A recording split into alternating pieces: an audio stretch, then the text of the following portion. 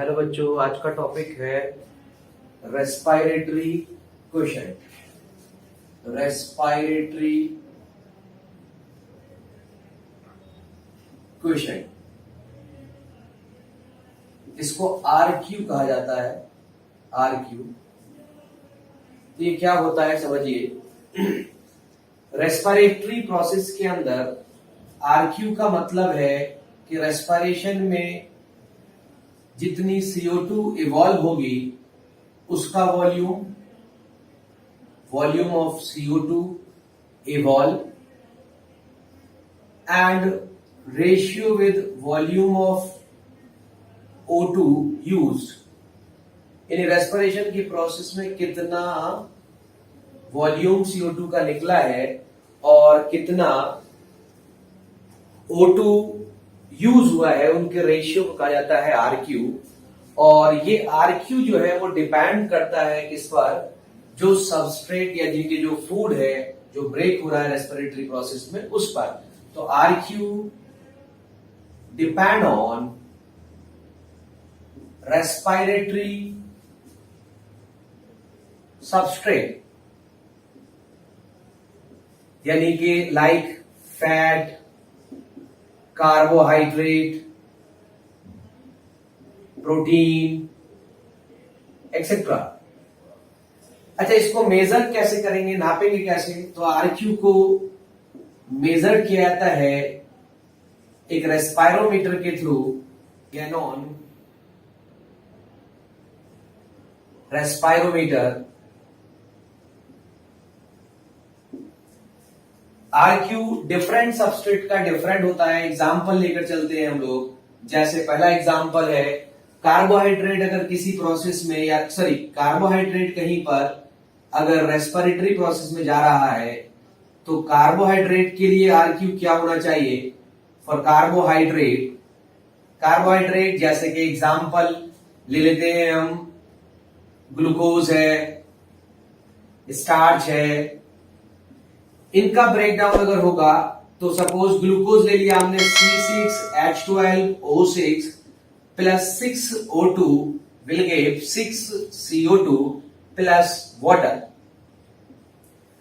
अच्छा, इस प्रोसेस के अंदर अगर आप देखोगे तो RQ निकालने के लिए हमें वॉल्यूम ऑफ CO2 चाहिए और वॉल्यूम ऑफ O2 चाहिए।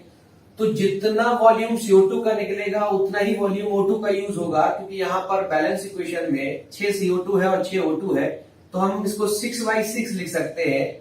हालांकि ये वॉल्यूम नहीं है पर वॉल्यूम भी दोनों का सेम ही होगा, इसलिए 6/6 = 1। तो कार्बोहाइड्रेट के लिए RQ की वैल्यू आती है 1।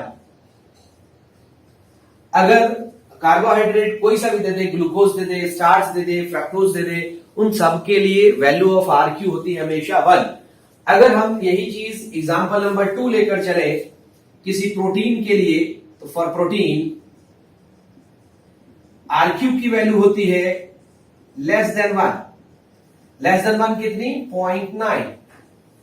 अगर किसी एग्जांपल नंबर 3 किसी फैट के लिए निकाला जाए, फॉर फैट, तो RQ की वैल्यू आती है लेस देन 1। लेस देन 1 से मतलब यहां पर है 0.7। तो नीट का एक क्वेश्चन है, एक फैट का एग्जांपल है ट्राइपामेटीन करके, एनसीईआरटी में दिया हुआ है। उसका RQ की वैल्यू होती है 0.7, क्योंकि वो एक फैट है और फैट का RQ रहता है 0.7। इन दोनों को हमेशा के लिए मैं याद करवा देता हूं, आपको कभी नहीं भूलेंगे। प्रोटीन के लिए और फैट के लिए ही, दोनों के लिए लेस देन 1 है और किसी के लिए लेस देन 1 नहीं होता। इन दोनों को कैसे याद करेंगे? P से प्रोटीन और F से फैट, दोनों की मिरर इमेज बना देते हैं हम। P की मिरर इमेज ऐसे है, पॉइंट लगा दिया 0.9।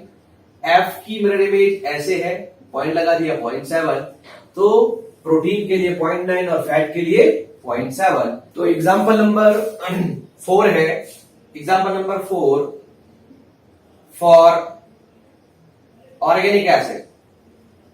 ऑर्गेनिक एसिड के जैसे कि ऑक्सैलिक एसिड है, सिट्रिक एसिड है, इनके लिए जो RQ होता है वो हमेशा मोर देन 1 होगा।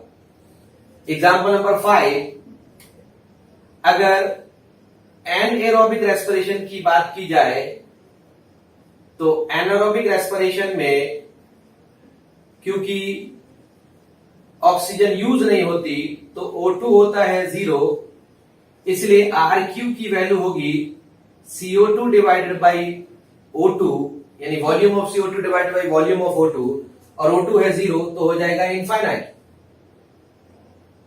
तो इसका मतलब एनारोबिक रेस्पिरेशन में RQ की वैल्यू होती है इनफाइनाइट। एग्जांपल नंबर 6 लेते हैं, इंपॉर्टेंट है। फॉर सक्कुलेंट प्लांट, सक्कुलेंट प्लांट जैसे कि ओपेंशिया है, इन प्लांट के अंदर क्योंकि खाने का ब्रेकडाउन इनकम्प्लीट होता है इसीलिए CO2 रिलीज नहीं होती, तो नो CO2 रिलीज। क्योंकि खाने का ब्रेकडाउन इनकम्प्लीट है इसलिए CO2 रिलीज नहीं, तो CO2 हो गया 0, और CO2 0 तो RQ की वैल्यू हो जाएगी क्या 0। इस तरीके से डिफरेंट सबस्ट्रेट के लिए RQ की वैल्यू डिफरेंट आती है। RQ है क्या, RQ एक रेशियो है वॉल्यूम्स का, जितना CO2 निकलता है किसी भी रेस्पिरेटरी प्रोसेस में और जितना O2 यूज होता है उनके रेशियो को कहते हैं हम RQ। RQ डिपेंड करता है रेस्पिरेटरी सबस्ट्रेट पर, जैसे एग्जांपल के तौर पर कार्बोहाइड्रेट के लिए RQ 1 होगा, चाहे कोई सा भी कार्बोहाइड्रेट हो। प्रोटीन के लिए RQ की वैल्यू 0.9 होगी यानी लेस देन 1 होगी। फैट के लिए लेस देन 1 यानी कि 0.7 होगी। इन दोनों को याद करने का मैंने तरीका बताया। P और F का जो है वो मिरर इमेज बना देंगे, P का मिरर इमेज 0.9, F का मिरर इमेज 0.7। ऑर्गेनिक एसिड के लिए RQ की वैल्यू हमेशा 1 से ज्यादा रहेगी, जबकि एनारोबिक रेस्पिरेशन में O2 यूज ही नहीं होता है इसलिए इनफाइनाइट हो जाएगी RQ की वैल्यू। और सक्कुलेंट प्लांट के लिए क्योंकि CO2 रिलीज नहीं होता उनके अंदर इसलिए उनके लिए RQ की वैल्यू 0 होगी। इस तरीके से यह था topic respiratory question. Thank you for watching.